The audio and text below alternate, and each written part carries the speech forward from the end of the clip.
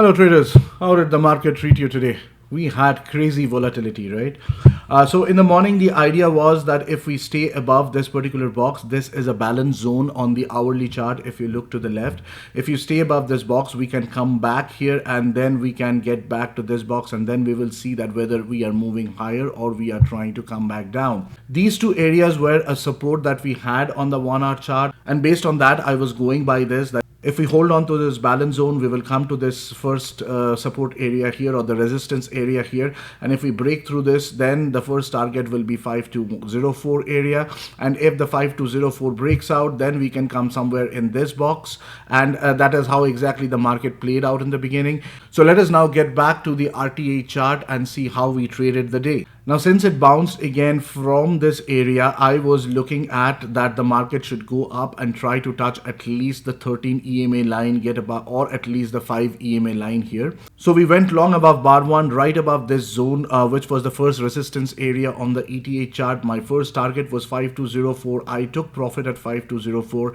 Then I held on to one more contract, and that I came out when this candle came up almost to this 56 area and then started dropping. I came out somewhere around 51 to 52. That was the close of the runner. Now at this point, if you look at this was the first high, this was the second high, and this was the third high, right? So we have a wedge here.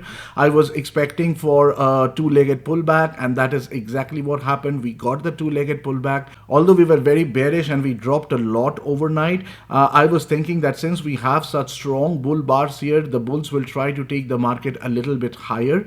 And after this two-legged pullback, if you see, this was the first entry long, this was the second entry long. Since the candles were so big, I did not want to go long here, although this was the second entry long, but actually I went long as soon as bar 16 closed. So I entered long as soon as bar 16 closed at around 8.75 or 8.5 area, and I kept a 15-point stop loss because the bars were so big, you cannot do with a 5-point or 6-point stop loss at this point. I was expecting a 20-point move from the close of bar 16, but we did not get that, and I came out of this trade as soon as bar 17 closed. And then if you see again, the bears tried to sell it off, but they found bulls again in this area. So this area has now turned into a support zone. When this candle happened, bar number 20, I went long above bar number 20. I was hoping that we will get to this 6465 area at this point, and then finally we can get to this 7980 zone. I took my first profit when it came to around 62.